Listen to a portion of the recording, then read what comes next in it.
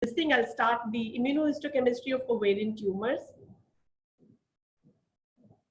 So utility of immunohistochemistry in ovarian tumors is can be of many types. Basically, to suggest or support a diagnosis is an important aid in the differential diagnosis of ovarian tumors and is essential for the diagnosis and classifications of some metastatic tumors that involve the ovary. Now, there's a huge list of classification of tumors of the ovary, and we kind of condense it to the basic origins, that is the surface epithelial tumors, the germ cell tumors, the sex cord stromal tumors, and the metastatic tumors. Most common of these are the surface epithelial tumors. About 90% of all these epithelial tumors are surface epithelial tumors are malignant. So we'll start with that. As we all know now that the ovarian serous carcinomas are now of two distinct tumor types, called the low grade and the high grade tumors. And they're not kind of two grades of the same neoplasm. They are different neoplasms with different underlying pathogenesis, molecular events, behavior, and prognosis. And high grade tumor is much more common than the low grade, approximately 20:1. The pathogenesis of both low grade as well as high grade carcinoma is also different. The low grade carcinomas arise from pre-existing benign and borderline tumors. Micropapillary variants of serous borderline may be intermediate in the development of low grade serous carcinoma, and they have a kind of a well-defined adenoma carcinoma sequence. Whereas the high grade carcinomas, they arise directly from the ovarian surface epithelium, and their precursor lesion is the stick lesion, as we all know, and they do not arise from the borderline tumor. So their pathogenesis is distinctly different. The mutations which are seen in the low-grade carcinoma are the KRAS mutations, whereas the high-grade carcinomas, they show P53 mutations. Coming to immunohistochemistry, we see cytoplasmic immunopositivity with CK7 in serous carcinomas. High-grade serous carcinomas, 100% of the serous carcinomas show CK7 positivity, which is strong and diffuse. There is membranous positivity with epithelial membrane antigen, which is again 100%. Nuclear positivity is seen for WT1 in 90% and ER in 88 to 95%. Nuclear staining for PR is usually absent or only weakly positive. Can be strongly positive in up to 25% of the cases. And secondly, when it's CK20 is positive, is generally cytoplasmic, focal, or patchy. So we have P53, BRCA1, WT1 nuclear stains, and P16. These are positive in most high-grade serous carcinomas. To be considered significant, P16 and P53 staining should be strong and diffuse. WT1 positive tumors are more often high stage, and the immunophenotype of high-grade serous carcinomas does not change after treatment. So there's a very important thing to differentiate between high-grade and low-grade carcinomas. This is just a panel showing the high-grade serous carcinomas. As you can see here, we are seeing these pseudoglandular areas. It's highly atypical with a lot of mitosis and necrosis. These tumors are P53 strong diffuse nuclear positive. WT1 is again showing nuclear positivity, 100% of the cells. CK7 is cytoplasmic and membrane positive. CK20 is negative, and ER is nuclear positive in these tumors. So in cases where we find there is a difference, we need to find the difference between low-grade serous carcinoma and high-grade serous carcinoma. Aberrant P53 expression is helpful, and that supports the diagnosis of high-grade serous carcinomas. P53 also, we should remember that it's either all or nothing staining, in the sense that it's a mutation type. Either it's 100% strong diffuse staining by P53, or it is a null type. This null type is because of a nonsense mutation leading to a truncated protein. That's how it does not stain with P53. So it's either all or null, which is both mutated type, and a wild type, which is generally seen in most normal tissues and other carcinomas, is basically some cells are positive and some cells are negative. So this is not taken as a mutation type. This is taken as a wild type of P53. P53 comes in handy when we are, suppose there's a high-grade tumor showing micropapillary pattern and is mimicking a low-grade tumor. So herein it mimics a low-grade tumor, and P53 shows a strong diffuse staining, giving a diagnosis of a high-grade serous carcinoma. P16 also comes helpful, wherein ovarian mucinous carcinoma show only rare cell stain weakly. Endometrioid carcinoma shows strong, but it is an incomplete type of staining. Metastatic endocervical carcinoma shows strong complete staining, and ovarian serous carcinoma again strong diffuse staining.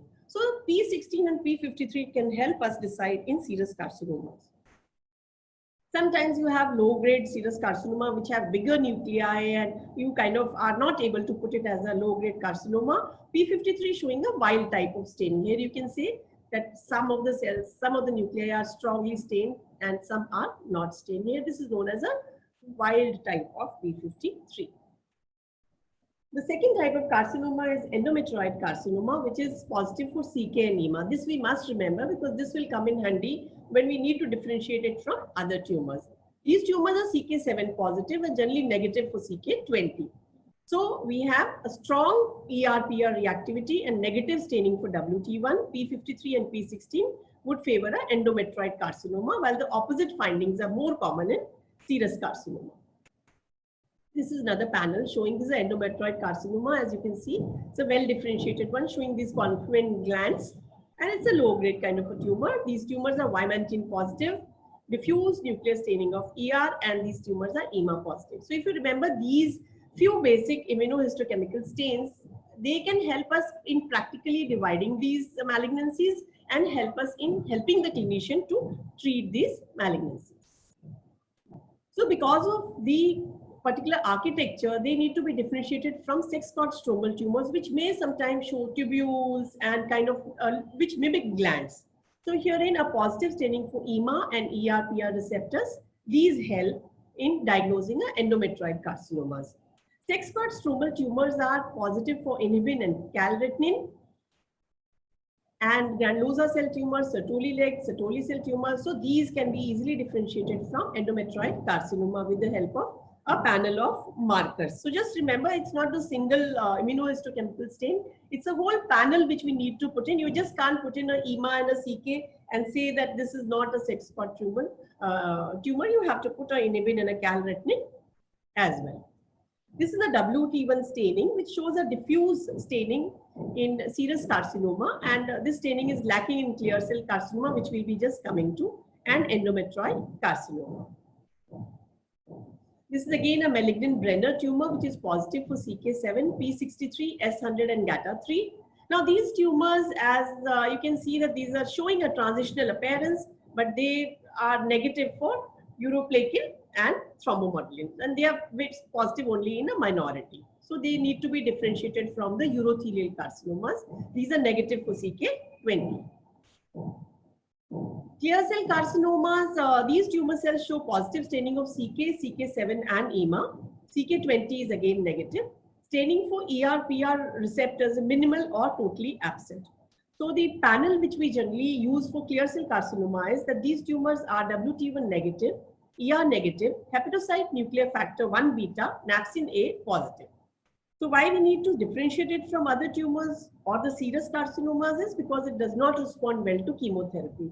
So herein comes the importance of knowing the clinical part of these tumors so that we can guide the clinician as to the diagnosis. It's not just diagnosing in isolation. It has to be a combined effort.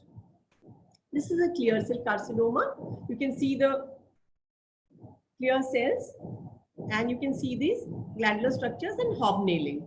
These tumors are CK7 positive and hepatocyte nuclear factor 1 beta, which is nuclear positive, and napsin A, which is showing cytoplasmic and some amount of dot-like positivity. So if you want to differentiate this from serous carcinomas, you can use WT1, ER or HNF1 beta and napsin A. And another differentiation which is required is with the yolk sac tumor, because yolk sac tumor also shows clear cells. So you can differentiate it with the help of CK7's EMA, which is positive here in clear cell carcinoma, and glypican-3 and alpha-fetoprotein, which are positive in yolk sac tumor. We'll be coming to that a little later. There's some tumors which are totally undifferentiated and you are not able to say whether they are carcinomas or which type of carcinomas are these. So these cells, they frequently show positive staining for P16 and WT1. And these tumors are more appropriately classified as high-grade serous carcinoma. These are high-grade with a lot of necrosis and you don't know the origin of the tumor. You may have to do CK and EMA to just show that yes, they are epithelial and then do a P16 and P53 to kind of call it serous carcinoma. So just keep it in mind while dealing with undifferentiated carcinomas. Small cell carcinomas of a neuroendocrine type, they are generally positive for CD56 and NSE, and lymphomas, as we all know, are positive for diffuse large B-cell lymphoma, positive for CD20. So these immunohistochemical stains also need to be kept in our toolbox, they say, for ovarian tumors. Coming to mucinous carcinoma, because of a lot of understanding in the immunohistochemical features, gross, morphology of primary and metastatic mucinous tumors, the incidence of primary mucinous tumors is now kind of come down because majority are now supposed to be metastatic tumors. Some histological features which we must remember are intraluminal necrotic debris of metastatic colonic carcinoma or presence of pseudomyxoma peritoni, which is always associated with appendiceal primary. Which stains do we do? CK7, 20, CDX2. These are the three stains which help us decide whether it's an ovarian primary or it is a metastatic. So staining for CK7 is positive in ovarian primaries, and staining for CK20 is generally very moderate patches like focal staining, and also for CDX2. Whereas metastatic adeno generally are CK20 positive and CDX positive in case of colorectal carcinomas. So we can use these stains in practical situations to help us decide whether it's a primary or a metastatic carcinoma. Epithelial tumors, as you can see, they are all Paxate positive, WT1 positive in low-grade, high-grade carcinomas, negative for mucinous carcinoma, aberrant TP53, I have already said, P16, ER and PR positivities as decided here. Mucinous carcinoma is negative, and other carcinomas, varying proportions of ER and PR positivity is seen. Another tumor which we need to differentiate from serous carcinoma is the mesothelioma. So one thing we must remember here is that WT1 does not help because that will be positive in both the tumors. So we do a calretinine and we kind of do a panel of immunohistochemical reagents and test calretinine positivity, ER and BREP4, which is positive in serous carcinoma, and D240 and Paxate. So D240 would be positive in mesothelioma and Paxate would be positive in serous carcinoma. So a combination, permutation of these reagents can help us decide whether it's along with the clinical and morphological features. Coming to sex cord stromal tumors, these can be either positive or negative for CK, almost always EMA negative. So positive staining of EMA suggests an epithelial tumor, which is mimicking a sex cord stromal tumor. And then we put the other markers which are for sex cord stromal tumors. These are calretinine, which is more sensitive but less specific, and inhibin, which is a specific marker. Other markers which can help us decide part of these sex cord stromal tumors are CD56, which will show a cytoplasmic and a membranous pattern. WT1 showing a nuclear pattern, and SF1 or steroidogenic factor 1. These are the factors, these are the stains which are helpful. This is a panel showing adult granulosa cell tumor. You can see these microfollicles here, and you can see the nuclear grooving. So the kind of sheets of monotonous cells, and sometimes showing these microfollicles. Now this tumor is diffuse, shows a diffuse positivity with inhibin. So inhibin comes in handy in diagnosing this tumor. The other markers which are useful here are again calretinine, FOXL2, SF1, WT1, CD56 positivity. This is negative for CK7 and EMA. So this will help us differentiate with other tumors. Calretinine is again a sensitive marker, but it is positive in other sex cord stromal tumors as well. So the two markers which we use generally are SF1 and FOXL2, invariably positive in granulosa cell tumor. So the panel which we are using are inhibin, calretinine, SF1 as positive markers of FOXL2, and EMA, which should be negative. This is just a chart showing the differential diagnosis. Because of the sheets of cells, this granulosa cell tumor, the other tumors have to be excluded, like the carcinoid tumor, which will be again come positive with promogranin, synaptophysin. Lymphoma will be positive for LCA, and small cell carcinoma, which may be sometimes positive with synaptochromo NSE, and will be negative for the markers of sex cord stromal tumors. Another tumor which we need to remember is the juvenile granulosa, and occurs in young girls. And these tumors are again positive for inhibin, SF1, CD99, CD56. A small minority express FOXL2 and EMA is very rarely positive. To be used for diagnosis of juvenile granulosa cell tumor. Coming to Sertoli-Leydig cell tumor, most of these tumors are positive for broad spectrum keratins, inhibin, calretinin, and CD99, and negative for EMA. This is again a Sertoli-Leydig cell tumor. You can see these tubules and glandular structures. So you require something which will differentiate it from carcinoma. So this tumor, don't just do CK because it will become positive. We need to do a EMA, which will be negative in Sertoli-Leydig cell tumor. Sertoli cell tumor, again, similar IHC marker, but yes, again, EMA negative here. These would be positive for S100 and the other general markers of sex cord stromal tumors. This is a steroid cell tumor. Again, these are usually positive for melan A. So that can be an additional marker of sex cord stromal tumors in steroid cell tumors. The third major category is germ cell tumors. Now, germ cell tumors, most of them are positive for plaque, which is placental alkaline phosphatase. The other useful markers for dysgerminoma would be, in addition, OCT4, CD117 and D240. These are the useful markers for dysgerminoma. OCT4 and CD30 would be for embryonal carcinoma, and AFP and Glypican-3 for yolk sac tumor. EMA is negative, and again, most malignant germ cell tumors. So a few markers which we need to remember for particularly germ cell tumors are for dysgerminoma, OCT4, CD117, D240, CD30 for embryonal, AFP and Glypican-3 for yolk sac, and EMA negativity. This is the dysgerminoma. As you can see, it is basically the counterpart of seminoma, large cells, large nuclei, some amount of lymphocytic infiltrate here. This is plaque positive, and CD117 or c-KIT positivity is seen in dysgerminoma. Now the new marker which has come is SALL4, which is SAL-like 4 marker. Nuclear positivity is seen in dysgerminoma, and again OCT4 is also nuclear positivity. So OCT4 is really specific, and SAL4 is also comes positive in dysgerminoma. Coming to yolk sac tumors, as we already said that these tumors express AFP, Glypican-3 and SAL4. Endodermal elements, then depending upon where it's going, it can show hepatocyte, but these tumors are negative for OCT4, SOX2, D240 and CD30.